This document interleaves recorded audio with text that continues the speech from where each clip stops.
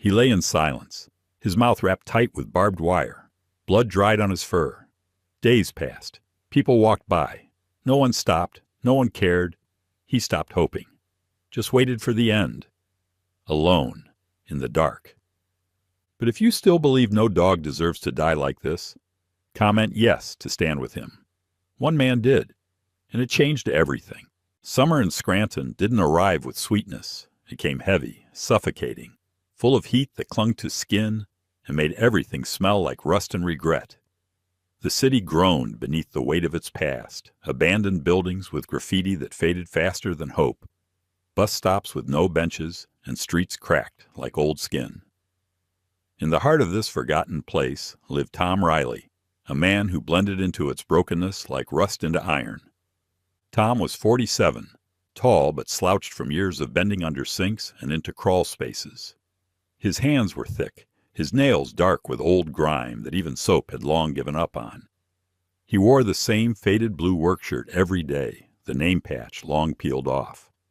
His apartment was one floor above a pawn shop, with a view of nothing and the constant hum of a neon sign that buzzed through the night like a dying insect. He had once owned a business, Riley Plumbing and Heat, back when people still called for work and still paid on time. That was before the factory layoffs, before his divorce, before the bank took back his van. Now he took whatever odd jobs he could find. Unclogging restaurant drains, patching up busted sinks in apartments that smelled like bleach and sadness. He hadn't been to a doctor in 5 years. He hadn't seen his daughter in 3. This morning, he was behind the old Harriman textile building, another shell of Scranton's better days, fixing a leaking pipe for cash. The heat shimmered off the pavement. The metal was so hot it burned through his gloves. He was on his knees, muttering curses to no one, when a noise broke through the air. A choked sound, guttural and desperate. He froze. It wasn't a bark. It wasn't a growl. It was something stuck, strangled.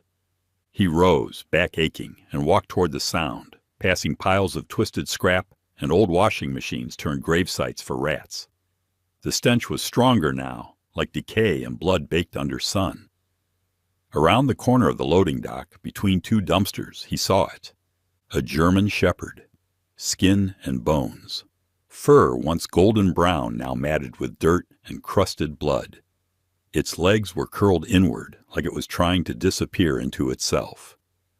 But what made Tom stop breathing was the dog's mouth, wrapped tight in 3 loops of barbed wire, digging into the flesh with such violence that dried blood had blackened its muzzle. The dog's eyes met his, wide, silent, dull but not gone. No barking, no whimpering, just stillness, as if it had accepted something far worse than death. Tom stared. He glanced around. A half-empty bottle of cheap whiskey lay shattered nearby, flies buzzing in lazy loops over the dark patches on the concrete.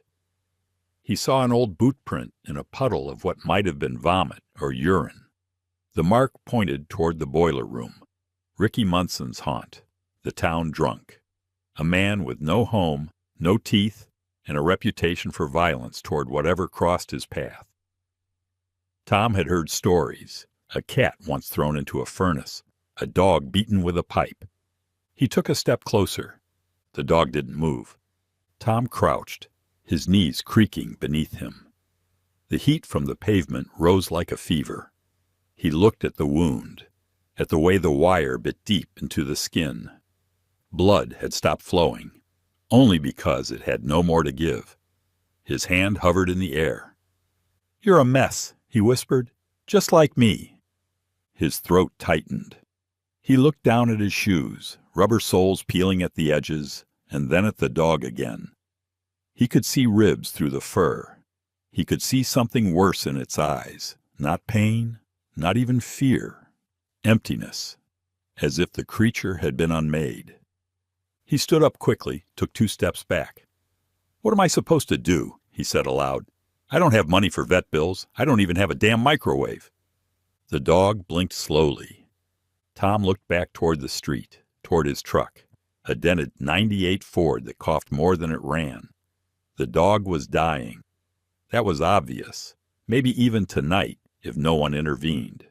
But Tom had $23 to his name and a credit card with the magnetic strip worn smooth from swiping for gas and instant noodles. He paced. There was a time, years ago, when he would have picked the dog up without a second thought, before his wife packed her things and left, before his daughter stopped calling him Dad and started calling him Tom, before the landlord began hinting that cash was preferred over late checks. He looked down again. The dog hadn't moved. "Don't look at me like that," Tom said, voice cracking. He took out his phone. No signal. He looked at the sky. No clouds. He looked at the barbed wire. His fingers curled into fists. Then slowly he sat back down on the hot concrete, elbows on his knees, sweat trailing down his temples, and just stared at the animal. The apartment was dim and quiet, with only the ticking of the kitchen clock and the faint whir of the ceiling fan cutting through the stillness. Outside, the afternoon heat of Scranton simmered over cracked pavement and empty alleyways, but inside, time had slowed to the rhythm of shallow breathing and soft rustling on tile. Tom sat cross-legged on the bathroom floor, watching the dog rest on a folded towel, its body curled tight, muscles trembling even in sleep. The barbed wire had been removed, but the damage remained. Angry, swollen wounds lined its snout, some deep enough that the raw tissue beneath the skin still glistened. Tom had done what he could, cleaned the worst of it with warm water, gently pressed gauze against the bleeding, but he knew it wasn't enough. He leaned back against the wall, the cool ceramic pressing against his shoulders. His thoughts wandered to a memory he hadn't visited in years. His father, tall and soft-spoken, kneeling beside a squirrel caught in a drainpipe, showing 10-year-old Tom how to free it without causing more pain. "Every creature fights to live, son," his father had said. "Sometimes the best thing you can do is to stand still and let it know you're not the enemy." His father had died 3 months after that, heart failure, sudden and final. Tom had never forgotten those words, even when everything else felt like it had slipped away. The dog stirred, legs twitching in a dream. Tom reached slowly, palm facing down, and rested his fingers lightly near the dog's front paw. It didn't move away. That was something. He rose carefully and went to the small kitchen. From the fridge, he pulled the last slice of deli turkey, slightly dried at the edges, but still good. He filled a bowl with water and returned. Kneeling again, he tore the turkey into small strips and placed one near the dog's nose. It sniffed, but didn't move. Tom sat in silence, waiting. Nearly 10 minutes passed before the dog opened its mouth gingerly and took the piece between its teeth. "You've still got fight," Tom murmured, a faint softness in his voice. "That's good." When the dog had eaten all 5 strips, Tom placed the water bowl closer. It licked slowly, each movement careful, as if unsure how to drink without pain. Tom watched in silence, committing the image to memory. Then, as if needing to mark this moment, he spoke again. "Ranger," he said aloud, testing the word. "That's what I'm calling you." The dog paused, looked at him, and for the briefest moment their eyes met. There was no trust yet, only curiosity, but it was enough. Later that evening, Tom knew he needed help. The dog's wounds were beyond his supplies and knowledge. He scrolled through the contacts on his outdated phone, passing by names he hadn't spoken to in years. One stood out, Dr. Gwen Harper. Gwen had been the town's main veterinarian for decades. In her mid-60s, she was known for her exacting standards, low tolerance for nonsense, and unexpected gentleness with the animals in her care. She had short silver hair always tucked behind her ears, a lean frame from years of standing through long procedures, and dark green eyes that often seemed 2 steps ahead of your sentence. Gwen had never married and rarely joined in town gossip, preferring the company of her rescue cats and the steady predictability of medical routine. Tom hesitated before calling. He hadn't spoken to her since she tended to his ex-wife's elderly beagle 3 years ago. But when Gwen picked up on the second ring, her voice was brisk as ever. "Harper Vet Clinic." "Gwen, it's Tom Riley." A pause. "Tom, haven't heard from you in a while." "I need a favor," he said, "and I can't pay up front." There was a beat of silence. Then, "Is it about a dog?" "Yeah, hurt bad. I found him tied up with barbed wire behind the textile plant. I got the wire off, but I don't know what I'm doing." Another pause. Then her voice softened just slightly. "Bring him in. Back entrance. I'll meet you after closing." Tom wrapped Ranger in an old blanket, lifted him with care, and drove the rusted Ford pickup down past the river and toward the outskirts of town. The clinic sat beside a feed store, its windows dark, the neon sign off for the night. Gwen opened the rear door before Tom had a chance to knock. She took one look at the dog and said, "Set him on the table. Let's see what we're working with." Inside, the clinic was cool and clinical. Stainless steel surfaces, faint antiseptic scent, soft instrumental music playing from a small speaker in the corner. Ranger's body tensed as Tom laid him down, but he didn't resist. Gwen leaned in, examining the wounds with practiced hands. "He's dehydrated, malnourished. And these cuts." She didn't finish the sentence. Her jaw tightened as she reached for a syringe. "I'm giving him fluids and antibiotics. You did the right thing calling me." Tom stood back, watching as she cleaned the deeper wounds and applied a soothing gel. Ranger whimpered once, but Gwen moved with the calm precision of someone who had done this 100 times before. "You said you found him tied up?" she asked without looking up. "Barbed wire, 3 loops. Looked like someone wanted him to stop making noise." Gwen nodded grimly. "I've seen worse, but not by much." Over the next 30 minutes, she worked in silence. Tom couldn't take his eyes off Ranger. The way the dog lay there, eyes open but distant, reminded him of veterans he'd known, those who returned from war without wounds you could see. When Gwen finished, she looked at Tom. "He'll need constant care for the next few days. Small meals, clean dressings, no loud noises. He may have nerve damage. Time will tell." Tom nodded. "I'll do what I can." As he lifted Ranger back into the truck, Gwen placed a hand on his arm. "Most people would have walked away." "I almost did," Tom admitted quietly. "But you didn't," she replied. "That counts." Back home, as Tom set Ranger down on the bathroom floor again, the dog shifted slightly, adjusting himself to face the room. His gaze flicked toward Tom. No fear, no expectation, just silent acknowledgement. Tom sat nearby, not touching, just present. Hours passed. He didn't mind. He had nowhere else to be. The rain had come without warning. In Scranton, summer storms had a way of sneaking in under the cover of dusk.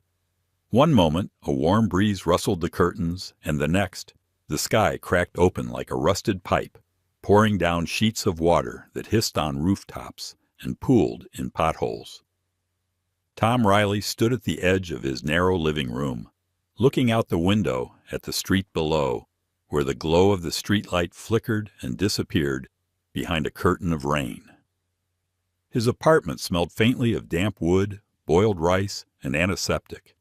Behind him, on an old dog bed patched with duct tape and hope, lay Ranger.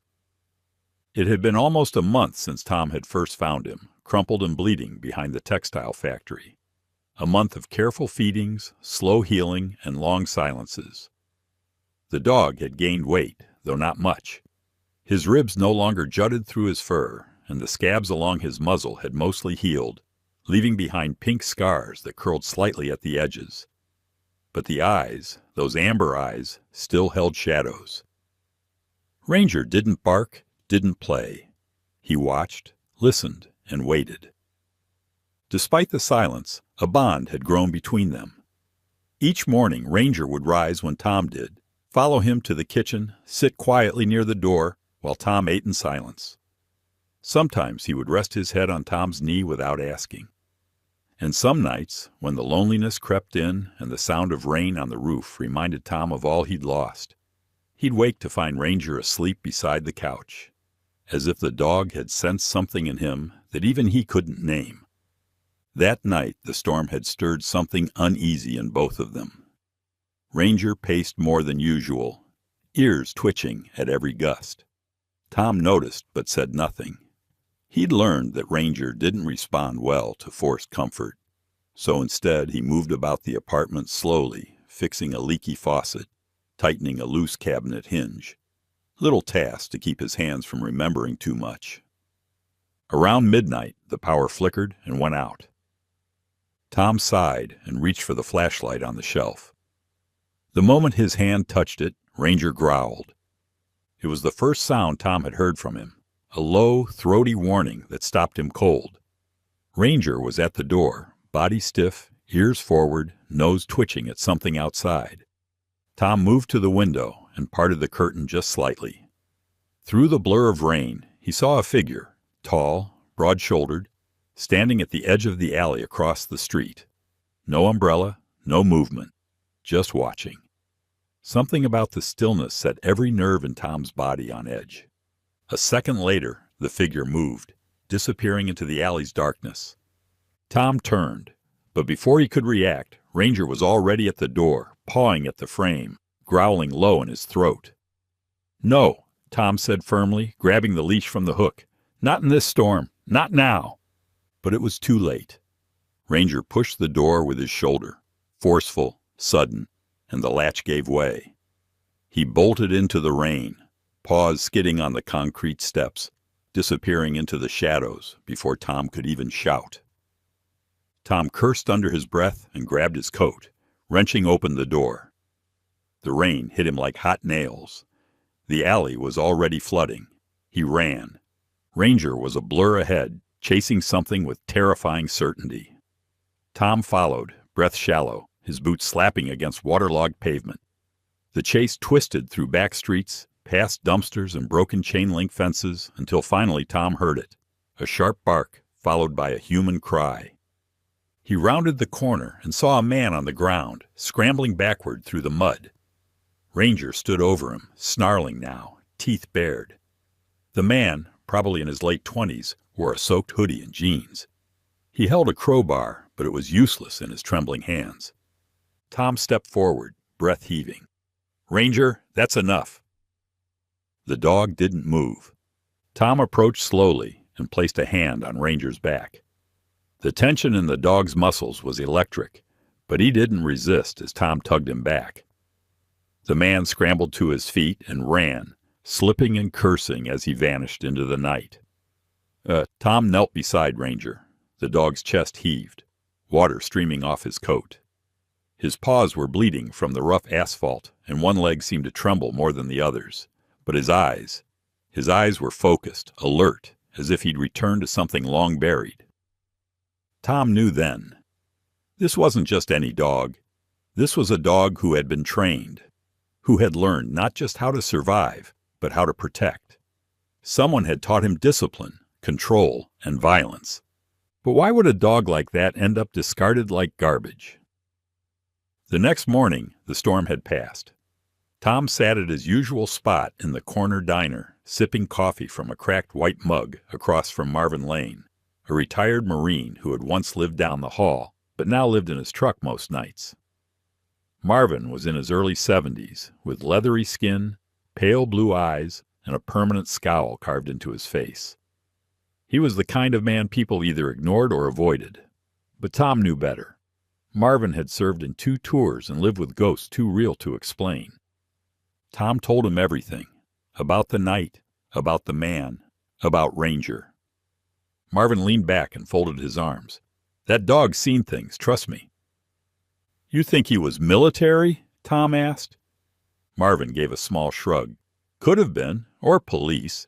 The way he moves, the way he waited for your command before backing off, that's training, not instinct." "But how does a dog like that end up with barbed wire on his face in an alley?" Marvin stirred his coffee. "Sometimes the ones trained to protect are the first to be thrown away when the mission's over." Tom looked down at his hands. He thought about Ranger's scars, about the night before, about the feeling that this wasn't just rescue, it was recovery. "You need to find out where he came from," Marvin said, "because if someone went through the trouble of training that dog and then dumped him, there's a story there, and it's probably not a pretty one." Tom nodded slowly. "Yeah, I think you're right." He didn't know where the trail would start, but for the first time in a long time, he knew he had a reason to follow it. The morning sun in Scranton hung low, but already oppressive, stretching shadows across sidewalks and warming the rust-streaked bricks of old buildings long past their prime.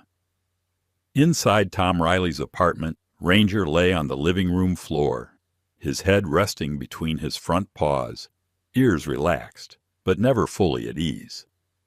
The dog had changed. His wounds had healed, and his frame had filled out with muscle, but it was his alertness that had grown sharper, his posture when hearing footsteps outside, the way he sat facing the front door, always guarding. It was protective behavior, but too methodical to be instinct. Tom noticed every detail, and it bothered him more with each passing day. He leaned on the kitchen counter, holding a chipped mug of lukewarm coffee, staring at Ranger like a man staring at a locked safe, convinced the code was buried in front of him. He hadn't slept well. The memory of the man from the alley and the way Ranger had engaged, decisive, controlled, unflinching, played on repeat in his mind. Something wasn't adding up. A regular dog, even a smart one, didn't react like that. He needed answers. The bell above the clinic door jingled, with a tired ring as Tom stepped inside later that afternoon, leading Ranger on a short leash. The cool air inside was a relief from the heat, and the clean smell of antiseptic hit him like a wall.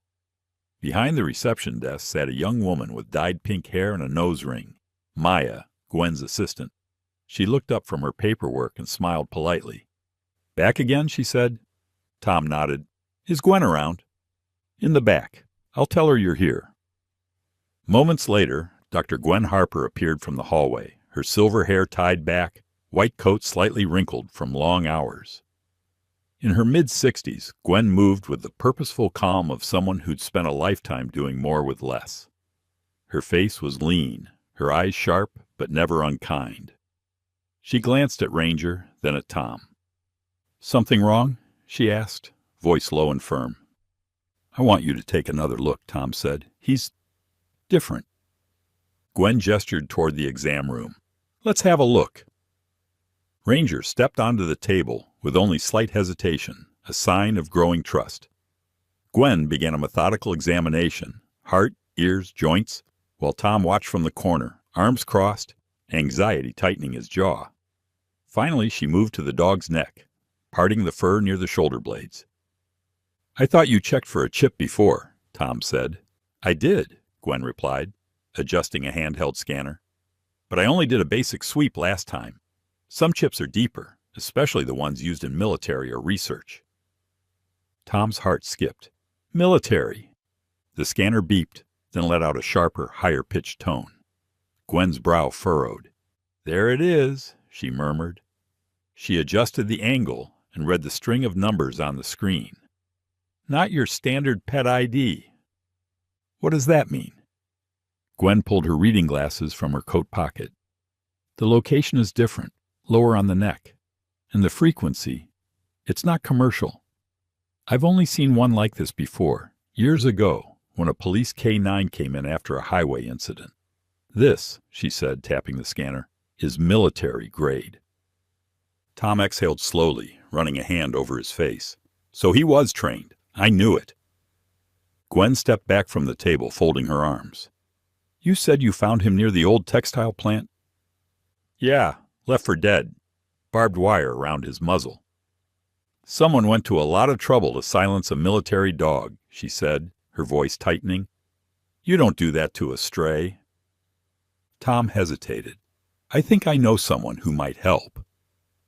Later that evening, Tom sat at a corner table in a nearly empty pub on Madison Street, the kind of place where the lights were always too dim and the beer never quite cold. Across from him sat Ben Carraway, a man in his early 50s with close-cropped black hair, a thick neck, and an old scar above his left eyebrow. He wore a faded army jacket over a collared shirt and moved with the stiff confidence of someone used to command. Ben and Tom had worked together 15 years ago, crawling through basements and replacing septic lines before Ben re-enlisted and never looked back. Now he was attached to a military logistics unit based part-time out of Fort Indiantown Gap. Tom pulled out his phone and slid it across the table. On it was a photo of Ranger, eyes sharp, body tense, caught mid-step. Ben studied it for a long moment. "He's not just trained," Ben said finally. "He's disciplined." Tom leaned forward. "You seen a dog like that before?" Ben nodded slowly. Back in 2019, there was a program. Quiet. Not even standard K9 units. They called it Sentinel. Dogs trained for deep detection. Drugs, weapons, even people. Used overseas and along domestic trafficking routes. The kind of thing no one puts in public records. Was this in Pennsylvania? Everywhere. Mostly border states, but they ran test routes all over. Including old manufacturing towns with infrastructure, rail lines, shipping warehouses. "Scranton," Tom said softly. Ben's face hardened. "Could be." Tom took a breath. "Can you find out if he was part of it?" Ben nodded. "What's the chip number?" Tom pulled a slip of paper from his jacket and handed it over. Ben folded it without looking. "I'll call in a favor. No promises." "He had a name?" Tom asked. Ben looked at him. "They didn't name them. Just designations." Tom looked down at his hands. "He's Ranger now." Ben gave a half smile. "That's better than M12. M12? That's what shows up in the old logs I've seen. Dogs weren't pets. They were tools." Tom stared at the wall behind Ben, where a photo of the city's skyline at sunset hung crooked in its frame. A knot formed in his stomach. "He's not a tool," Tom said quietly. "He's a survivor." Ben nodded again, more solemnly this time. "I'll let you know what I find." Back at the apartment, Tom sat on the edge of the couch while Ranger lay by the door, his breathing steady in the dark. Tom felt it now, the weight of something bigger than coincidence. A discarded war dog, a town with shadows, and a man with too many regrets finding purpose in the most unexpected place. He leaned forward, elbows on knees, watching Ranger. "Who were you before they broke you?" Ranger didn't answer, but his eyes opened, and for a long moment they simply looked at each other in silence. The summer heat had not relented. Even as the sun dipped low over Scranton's broken skyline, the air held the weight of heat soaked into concrete, metal, and memory. Tom Riley stood at the rusted gate of the abandoned Harriman textile factory, where peeling red paint and broken windows told a story of decay spanning decades, where Ranger stood beside him, muscles taut beneath golden fur, his gaze locked on the dark silhouette of the building. He didn't growl. He didn't move. But something in the stillness of his body was louder than a warning bark. It had been a week since Ben Carraway uttered the designation M12. Since then, Tom had noticed things he'd missed before. Ranger's reaction to sharp whistles, his instinct to check corners before entering a room, the way he automatically positioned himself between Tom and the front door each night. These weren't learned behaviors from a backyard. They were drilled routines. And Tom couldn't stop thinking about the factory. That's where he'd found Ranger. Discarded, tortured, silenced. Whatever had happened to the dog had started there. It was time to go back. He reached down and touched Ranger's collar. "Let's see what they left behind." They crossed the cracked concrete lot, stepping over shattered glass and patches of stubborn weeds. The main doors were chained shut, but a side entrance, half-hinged and reeking of mildew, hung open. Tom slipped inside, flashlight in hand, Ranger at his side. The air was thick with the scent of rust, oil, and something older, more organic. The factory floor was littered with old machinery, silent giants that once pulsed with noise and life. Now they stood like tombstones. Tom moved slowly, sweeping his light across conveyor belts, upturned chairs, and tarps that covered collapsed equipment. Ranger sniffed the air, then the ground, then turned sharply and moved toward the back wall. There, tucked behind a row of old crates, was a staircase leading down.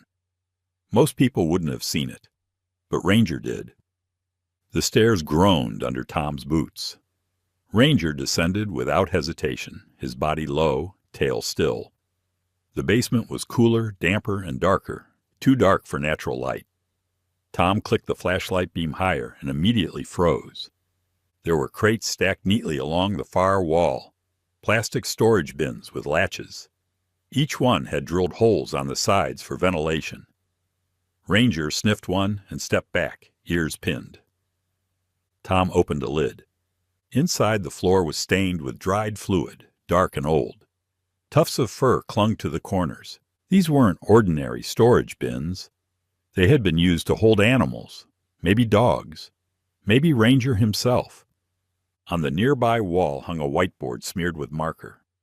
A faded map of the Northeast had been taped across its center, marked with red lines stretching from Scranton toward Allentown, Philadelphia, and across the state border into Ohio.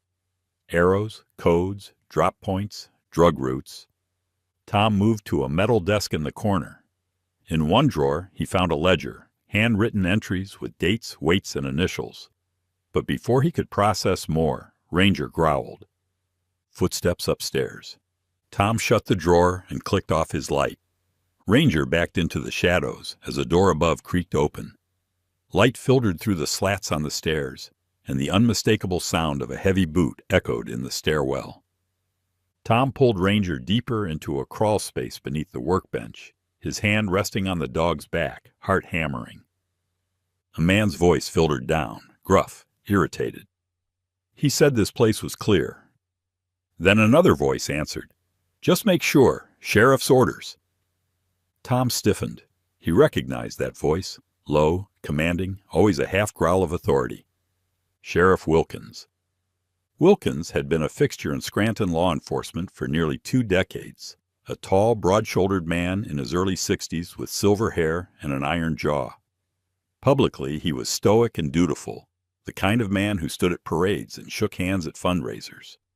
But Tom had always felt there was something hidden beneath that carefully polished exterior. He held his breath as 2 pairs of boots descended the stairs.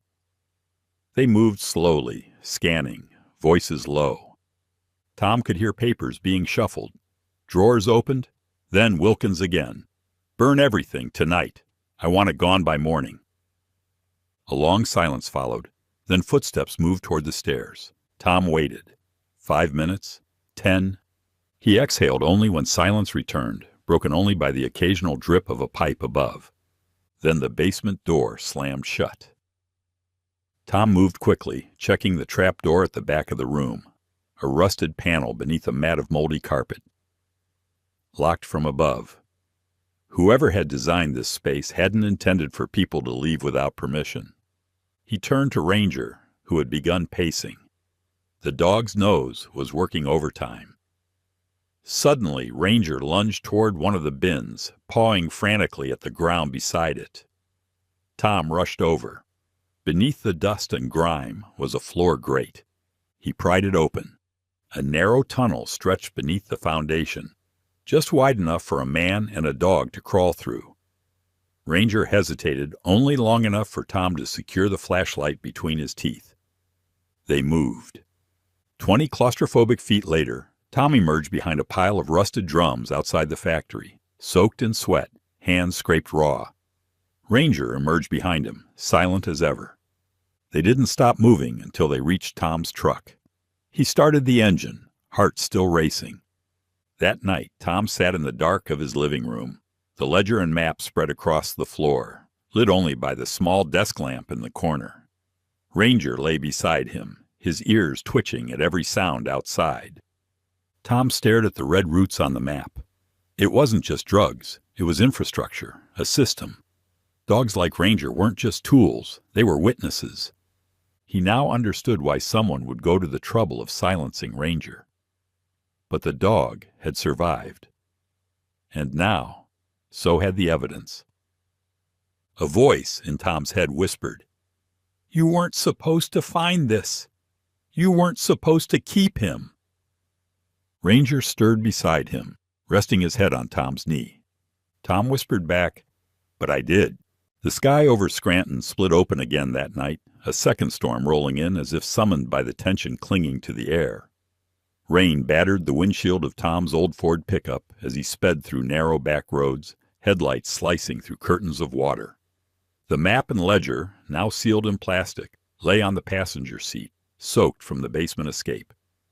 Ranger sat behind him in the truck bed under the camper shell, wounded but alert, pressing his body into the corner like he knew every bump of the road could tear his injury wider. Minutes earlier, they had barely slipped out of the Harriman factory. As they crawled from the drainage tunnel, a voice had shouted from across the lot. One of the men had spotted them. Tom had ducked behind rusted barrels, pulling Ranger with him, but not fast enough. A shot rang out, sharp, close. Tom felt the heat pass near his ribs, but the thud he heard wasn't his own pain. Ranger had yelped, a sound he'd never made before, and staggered beside him. The dog didn't stop. Even with blood trailing down his flank, he pressed onward, forcing Tom to his feet with a shove of his body. Now, with the wipers struggling against the storm, Tom clutched the wheel tight enough to ache. He pressed harder on the gas, gravel spitting under the tires as he turned off the main road and pulled into the gravel drive behind Gwen Harper's clinic. The building loomed in the rain like a last light left on. Gwen answered the back door in slippers and a long cardigan, her silver hair tied hastily, eyes narrowing the second she saw Tom's face. "You didn't call." "I didn't have time." He opened the camper shell, and Gwen inhaled sharply at the sight of Ranger, soaked and blood-matted, eyes dim but conscious. "Get him inside," she said, her tone shifting to something cold and professional. Together they lifted the dog onto a stretcher and into the rear treatment room. Tom noticed a man already standing by the doorway. Frank Halloway, late 60s, built like a tired oak tree. His thick arms were sun-browned from years working under broken-down vehicles, his beard graying in uneven patches.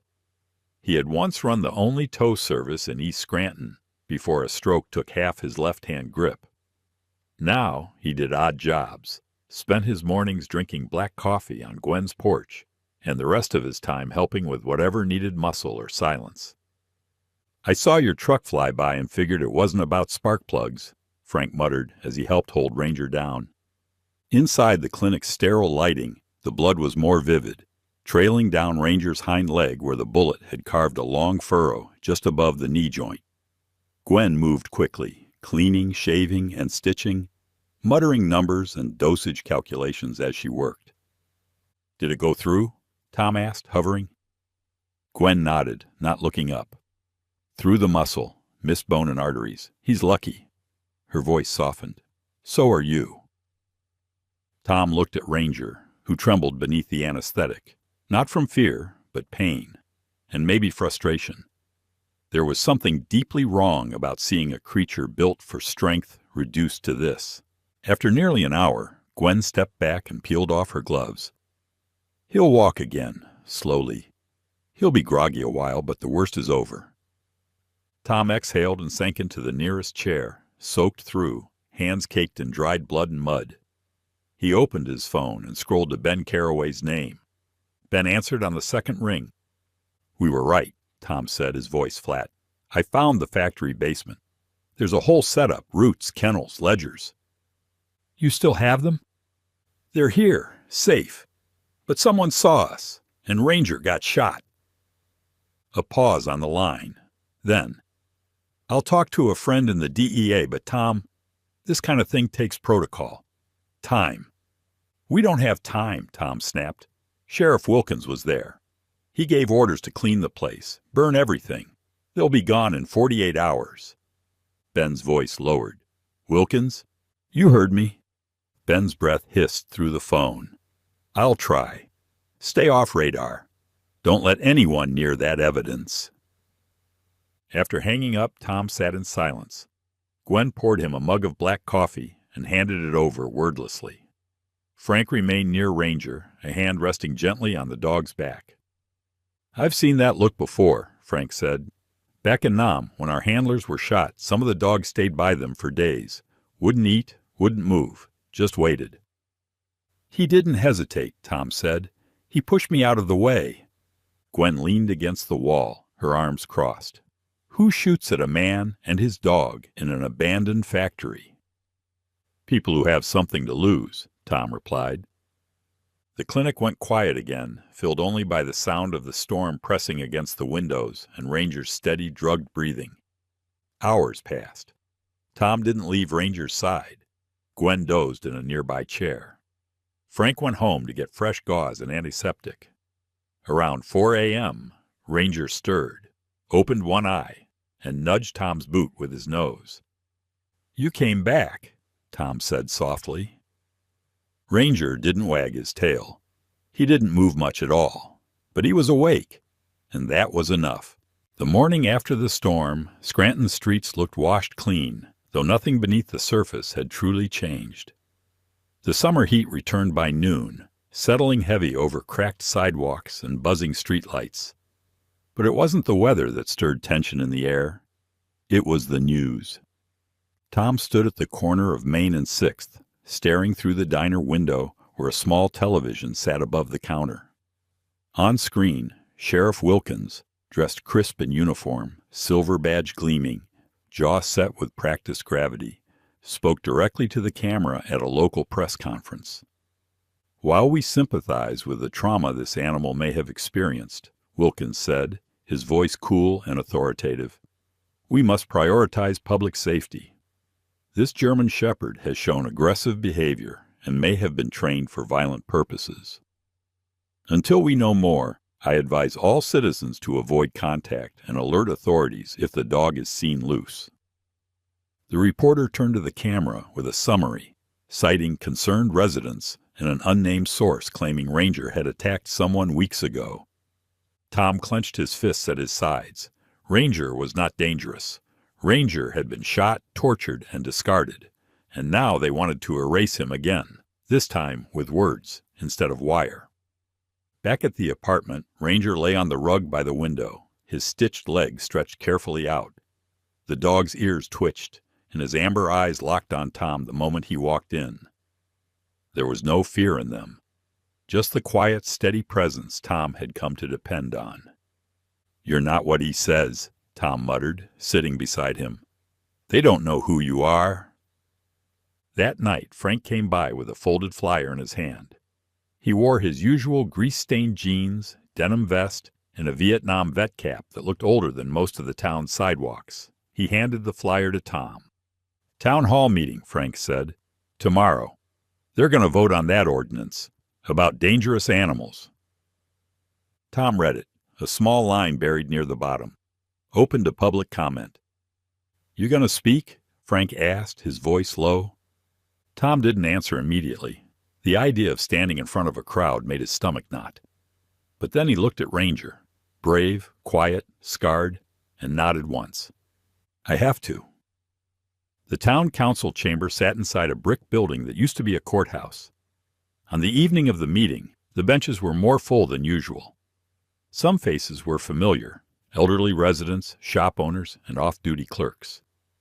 Others were new, reporters, curious strangers, people drawn to controversy like moths to fire. Wilkins stood near the front, arms crossed, his uniform perfectly pressed. He gave Tom a glance, barely a nod. No warmth, just calculation. Tom took a seat in the back, Frank beside him, and Gwen slipping in quietly a few minutes later. She wore her usual gray cardigan and looked like she hadn't slept. The mayor, Susan Delaney, called the meeting to order. She was in her 50s, stout, sharp-eyed, and always wore red lipstick that matched her nail polish. Her voice rang firm as she addressed the agenda. Sheriff Wilkins was the first to speak. "We've had reports," he began, "of a large German Shepherd recently involved in incidents of violence and unauthorized presence on private property. While we acknowledge the dog was found injured, his training, possibly military, makes him unpredictable. I propose an amendment requiring such animals to be held under strict containment or removed from residential zones. There were murmurs, nods, whispers, and then Mayor Delaney opened the floor. Tom stood, heart thudding. Gwen looked up at him, her face unreadable. Frank gave a small, encouraging grunt. Tom approached the microphone. The room was quiet. "My name is Tom Riley," he began. "I'm a plumber. I live on 5th and Monroe. You all know the house, the one with the broken porch swing and the truck that barely runs." A chuckle rippled through the crowd. "I'm not a public speaker," Tom continued, voice tightening, "but I have something to say. About that dog." He paused, swallowing against the dry knot in his throat. "His name is Ranger. I found him behind the Harriman factory. Barbed wire around his muzzle, left to die. No one came for him. No one cared. But he lived. He fought to stay alive. And I took him in." He met Wilkins's eyes briefly. Since then, he hasn't hurt anyone. He hasn't barked at a soul. He doesn't know toys or soft beds or a full food bowl. But he knows pain, and he knows how to protect. A few nights ago, someone tried to silence him again. He was shot protecting me. He didn't hesitate.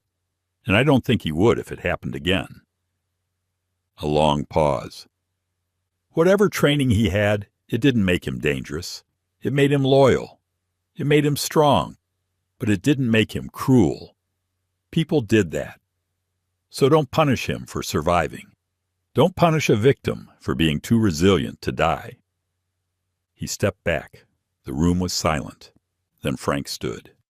"Sheriff Wilkins asked me 3 months ago if I'd seen a shepherd around," Frank said plainly. "Said it was connected to a case. Never explained. But now he wants the same dog off the streets?" Wilkins bristled. "Frank, you're misremembering." "I remember what I remember," Frank replied evenly. Tom turned to Gwen. She gave him a slow, solemn nod, then addressed the mayor from her seat. "He was chipped with a military tag. I verified it. I've treated Ranger. He's not aggressive. He's traumatized." Mayor Delaney raised a hand. "That's enough for now. We'll reconvene after reviewing testimony." As Tom stepped outside, Frank lit a cigarette and offered Tom one. Tom shook his head. "He did good in there," Frank said. "They'll twist it," Tom replied. "Maybe, but someone heard you." As they walked back toward the truck, Gwen pulled up beside them in her old Subaru. She rolled down the window. "I checked something," she said. "An old shelter friend told me Wilkins filed a request 6 months ago. Asked about shepherds brought in without owners, specifically unchipped, unregistered ones." Tom's stomach dropped. "They were looking for him before I found him," he said. Gwen nodded grimly. "He wasn't dumped at random. They were trying to erase him." Tom looked down at Ranger, who sat in the passenger seat, calm and alert. "They don't know who Ranger is," he murmured, "but they're about to find out." The call came just past 9 p.m., when Tom had just finished rewrapping Ranger's bandage. The dog lay still, alert but calm, his breathing steady beneath Tom's touch. The cell phone on the kitchen counter buzzed once. Sarah Riley flashed across the screen. Tom picked it up, already feeling the unease building in his chest. Sarah rarely called anymore. Their conversations since the divorce had become short, logistical, centered around their daughter Lily's schedule. But the moment he answered, he heard it. Tightness in her voice, like she was forcing herself to sound calm. "Tom," she said, "listen carefully. There are 2 men in the house." "What?" he whispered, standing up slowly. Ranger immediately raised his head. "They said they want the dog. The one on the news. Ranger." Tom's hand tightened around the phone. "Where's Lily?" "She's here, in her room. They haven't hurt us yet, but they're watching everything. One's got a gun. They said to call you. Tell you they'll trade us. For him." Tom's voice went cold. "Put one of them on." A moment passed. Then a rough male voice, slurred but direct, came through. "You've got till midnight. Bring the shepherd to the old water treatment plant near Route 8. Come alone. No cops, or they both bleed." The line went dead. Tom stood frozen in his kitchen. The words rang louder in his skull than any thunderstorm ever could. Ranger rose slowly and limped over, placing his head against Tom's thigh as if he'd heard it all. Maybe he had. Maybe he always knew more than Tom gave him credit for. Sarah Riley had always been the composed one, tall, slim, with auburn hair often pulled back into a practical bun. She had the steady calm of someone who'd worked as a nurse for nearly 15 years. Her patience had once been what held their fragile marriage together, until the weight of Tom's failures, layoffs, and long silences proved too much. But she had never turned spiteful, and Tom had always respected her for that. Their daughter, Lily, now 10, was a miniature version of Sarah, sharp-eyed, sensitive, and far too observant for her age. Now they were in danger because of him. Tom called Frank first. "I need backup," he said. There was no hesitation. "Where and when?" Then Gwen. She didn't argue either. At 10:15 p.m., they met behind Gwen's clinic. Frank brought his rusted-out tow truck. Gwen arrived in her Subaru with a box of veterinary sedatives, first aid kits, and one very old but fully loaded tranquilizer gun. "We're not here to kill anyone," Tom said, sliding a duffel bag of tools and the ledger from the factory into Frank's truck. "We're just here to get my family out and take back proof." The water treatment plant had been shuttered since 2007. It sat 2 miles outside Scranton's limits, half overgrown by weeds, its chain-link fences sagging inward like tired lungs. Tom and Ranger arrived just before 11 p.m., parking half a mile out and walking the last stretch through the woods. Ranger moved slowly, favoring his injured leg, but he didn't hesitate. His head was low, ears perked, sniffing the air as they passed rusting machinery and broken pipeline scaffolds. Every so often he would glance at Tom, checking his pace. Even wounded, he was the one guiding. They reached the building just as clouds closed over the moon. In the distance, headlights flashed once, a signal. Tom tensed. He didn't have a plan that would guarantee success. Just a rough coordination with Frank and Gwen. Cause a diversion from the south while Tom approached from the west entrance. He took a breath, then whispered, "You ready?" Ranger didn't move but gave one soft exhale, like a nod. At exactly 11:48, Gwen triggered a distant car alarm with a remote she'd rigged from her clinic's ambulance. Simultaneously, Frank rammed the back gate with his tow truck, causing a thunderous crash. Tom moved. He slipped through the broken side door and into the long hallway of the plant, stepping through puddles and shadows. Ranger stayed close, breathing quiet, body tensed. Up ahead, a light flickered in a maintenance room. Voices, a man's laughter, then a child's muffled sob. Tom pressed himself against the wall, peering through a broken window. 2 men, one by the door, pacing with a pistol in hand, the other sitting beside Sarah and Lily, keeping them close. Sarah's eyes were locked on her daughter's face, whispering softly. Tom's rage built quietly, slowly, but he focused. He reached into his bag and pulled out a wrench, throwing it down the hall behind him. The man near the door turned. "You hear that?" The second man stood. "Check it out." The moment the guard passed the threshold, Ranger lunged. No barking, no sound, just movement. Fast, fluid, deadly. He took the man's legs out from under him, knocking the pistol down the hall. Tom followed, disarming the man with one blow to the jaw, then tying his hands with duct tape. Inside the room, the second man grabbed Lily. "Stay back," he shouted, gun shaking. Sarah stepped forward. "Don't touch her!" But before he could aim, Ranger leapt, teeth clamping on the man's wrist. The gun went off, wild, striking a pipe above. Steam burst into the room as the man screamed, dropping the weapon. Tom tackled him from behind and wrestled him to the ground. When it was over, Ranger stood panting, blood dripping slightly from his own reopened stitches, but triumphant. Lily clung to Sarah, crying. Tom bent over them, arms wrapping around both. "They're gone," he whispered. "You're safe now." Outside, Gwen pulled up with the Subaru, Frank covering the rear with a metal pipe in hand. They loaded into the car, with Sarah in the back holding Lily, and Ranger lying across their feet. As Gwen drove them away from the plant, Tom held the factory map and ledger in his lap, knowing this was the last night they would run. The dawn that followed was unlike any Scranton had seen in weeks, clear, steady, with golden light that reached through the windows of Gwen Harper's clinic, like soft arms, touching everything with a kind of quiet blessing. The air still carried the smell of rain, but it was no longer the kind that threatened. It simply lingered, as if to bear witness to what had passed. Ranger lay resting near the window, his bandaged leg tucked carefully beneath him. His coat was cleaner now, brushed and golden in the light, though scars still marked his muzzle, where barbed wire had once torn through skin. He watched the street with quiet attention, but there was no tension in his body. Not anymore. In the kitchen, Tom stood pouring coffee into 2 mugs. One he passed to Sarah, who leaned against the counter in an oversized sweatshirt and jeans, her auburn hair tied back in a loose braid. Her face, usually unreadable when under stress, now bore a kind of exhausted gratitude. A woman who had been through too much and still had the grace to say thank you without needing words.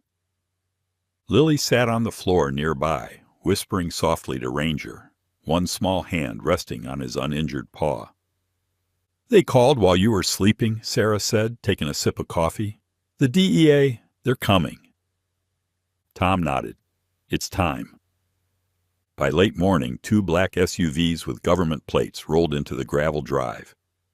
From the first vehicle stepped Special Agent Denise Alvarez, early 40s, sharp-featured with short black hair and a presence that immediately commanded the space. She wore a gray pantsuit and mirrored sunglasses, and though her words were calm, her voice held no room for lies. "We reviewed your files, Mr. Riley," she said as she stepped inside. "And we reviewed your evidence." Gwen, Frank, and Sarah gathered in the living room, quiet as Alvarez laid out folders on the table. Sheriff Wilkins was overseeing the suppression of an illegal trafficking route. We'd had whispers, but nothing concrete until your testimony and the documents from the Harriman basement. "And the dogs?" Tom asked, glancing at Ranger. "Part of an off-books military detection program that was quietly discontinued 2 years ago," Alvarez explained. Ranger, designation M12, was listed KIA during a patrol in Kandahar. Someone wanted him erased. "Why?" Frank asked from the doorway. "Because he'd been used in a secondary operation, tracking cartel cash flow through domestic shell companies. If he was found alive with the right trigger still intact, someone risked exposure. Wilkins was likely bought or leveraged. Either way, we're bringing him in." Tom leaned back in his chair. "So it's over." Alvarez looked at him. "The cover-up is, but what you did, keeping Ranger alive, gathering evidence, you saved more than your family. You dismantled a link in a national network." She looked down at Ranger and softened just slightly. "He's a survivor, and now he's finally free." 2 days later, the headline broke across local and national news. Scranton sheriff arrested in federal drug trafficking cover-up. Veteran and rescued, K-9 at center of investigation. The story of Ranger, complete with photos of his rescue and the infamous barbed wire scar, captivated millions. But it was one clip taken from the city park that went viral.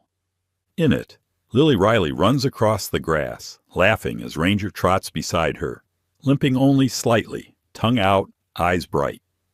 She pauses, turns to the camera, and asks, "Why would anyone throw away a dog like him?" No one had a good answer. 2 weeks later, Tom stood in a newly mowed field on the outskirts of the town. A small crowd gathered under a canvas tent, veterans, families, handlers, and dogs of every shape and color. the ribbon cutting for Sentinel Sanctuary, a rehabilitation and adoption center for retired and injured military dogs. At the center of it all stood Tom, clean-shaven for the first time in years, wearing a pressed shirt that felt awkward but right. Ranger sat beside him, proudly alert, a service vest across his back reading, "Retired MWD and Training Support Role." Gwen gave the opening remarks. Frank nodded from the crowd, arms crossed.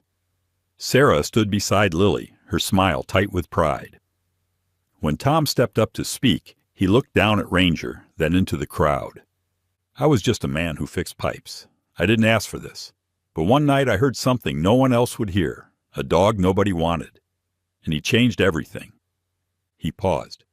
"This place is for them, for the ones that gave everything and asked for nothing, for the ones who were left behind." Applause rose. Ranger didn't flinch. His tail wagged once. Later, as the crowd dispersed and the sun dipped behind the trees, Tom sat in the grass, shoes off, watching Lily throw a tennis ball. Ranger fetched it gently, slower now, but still willing. When he brought it back, Lily wrapped her arms around his neck. "You're the bravest dog in the world," she whispered. And Ranger, who had once been left to die in silence, stood tall beneath the fading light, whole again in the only way that ever really mattered. Sometimes the most beautiful souls come from the most broken places. Ranger was once discarded, silenced with barbed wire, left to die alone.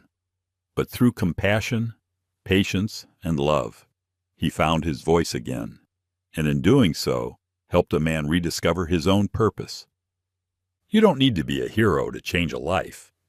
All it takes is a moment of kindness, a willingness to listen, and the courage to care. Just like Tom did for Ranger, you might be the turning point in someone's darkest hour. If this story touched your heart, please share it with someone who needs hope today. Leave a comment below saying Amen if you believe every life, human or animal, deserves a second chance. Don't forget to like, subscribe, and may God bless everyone watching this video.